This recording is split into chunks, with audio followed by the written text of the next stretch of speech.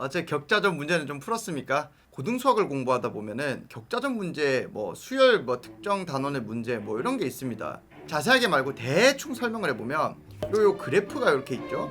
요 영역 안에 있는 정수 점의 개수를 세자 이런 문제입니다. 이런 문제 유형이 고등학교 과정 전반에 이렇게 펼쳐져 있는데 유리수 문제, 격자전 문제, 지표가수 문제, 수열 노가다 문제, 무조건 어려운 공식 문제, 이런 문제 유형에 공통적으로 적용할 수가 있습니다. 이 문제를 풀어야 되는 당위성에 대한 문제는 제가 영상 설명란에 허엽재 선생님이 쓰신 글 올려줄 테니까 거기서 확인하시면 되고요. 저는 철저히 학생의 입장에서만 정리를 좀 해보도록 하겠습니다. 자, 첫 번째, 공부해야 되냐? 고2의 최상위권 학생들 공부하시고요. 고3은 1등급권 학생만 하시기 바랍니다. 요런 문제 유형들이 출제 가능성은 굉장히 적으면서도 일단 시간을 잡아먹는 괴물이에요. 이 격자점 유형이 수학의 바이블 수학 1에도 보면 나오는데 고2 내신 2, 3등급 학생들은 요 정도까지만 공부를 하세요. 근데 자이스토리 후반에 있는 격자점 문제 이런 것들은 다 안 하셔도 됩니다. 하지만 최상위권 1등급 학생들만 공부를 하시면 됩니다. 가장 중요한 이유는 내신에 나오니까 입니다.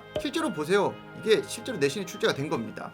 고2들은 어떻게 공부해야 되냐? 이런 열받는 유형들을 제가 모아가지고 영상을 찍을 정도로 이 격자적 문제나 등등등의 문제들은 학생들이 매우 싫어하는 데다가 시간을 너무너무 많이 잡아먹습니다. 어차피 고2들은 내신만 잘 보면 되고, 내신에서는 어렵게 내봤자 기출변형이에요. 기출문제로 공부를 좀 하다가 안 되면 답 보고 그냥 바로 풀고 어떻게 그리는지 바로 보면 됩니다. 근데 여기서 중요한 게 본인이 직접 해봐야 돼요. 그래야 내신 시험에 나왔을 때 망치질 않아요. 제가 학생들한테 실제 내신 기출에 나왔던 문제를 하나를 줘봤거든요. 공부를 잘하는 애들인데도 정답률이 20%가 안 됩니다. 근데 중요한 거는 격자점을 실제로 요거를 풀어본 애들은 거의 80% 확률로 맞춘다는 거예요. 그래서 정리하자면 고2는 실제로 기출 문제를 손에 익혀라. 다른 심화 문제, N제 격자점 이런 것까지 건들 필요는 없다. 그 다음에 고 2, 3등급 애들부터는 전혀 풀 필요가 없다.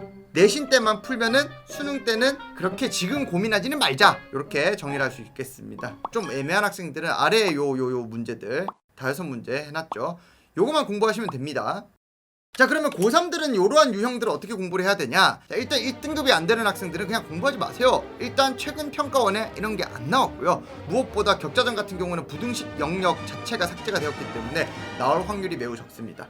근데 이게 애매모호한 거라서 이렇게 저렇게 해서 바득바득 우겨서 낼 수도 있기 때문에 시간 남는 최상위권들만 N제 나올 때만 공부하면 되겠습니다. 굳이 찾아가지고 이런 유형을 정리하고 이럴 필요는 없을 것 같아요. 그리고 간혹 이런 거 공부하는 거 보면 15년 아주대 의대 수리논술 같은 데서 격자점 관련해가지고 피계 정리 이런 거 나온 적이 있어가지고 애들 그런 거 공부하는 애들이 있는데 진짜 절대 필요 없어. 절대로. 요 풀이는 일단 영상 설명란에 링크 올려드릴게요. 실제 학생들은 어떻게 푸는가? 실제 모의고사 1등급 학생들 풀이를 제가 올려드릴게요. 맞고 틀리고를 떠나서 최상위권들도 요거를 대비를 한 애들이 있고 안 한 애들이 있다는 거를 풀이만 봐도 딱 볼 수 있습니다. 그래서 해본 애들은 노하우라는 게 있어가지고 문제 딱 보자마자 후루룩 풀려요. 그런 애들은 체계적으로 실수 없이 딱 풉니다. 요 문제가 내신 기출 문제인데 이게 출제되던 시험에 당시 1등급 커트라인이 서술형 포함해서 1컷이 100점이었기 때문에 틀린 학생들은 필연적으로 2등급을 받았겠죠. 이런 문제가 대원외고 해운대 고등학교처럼 특목자사에도 출제가 되고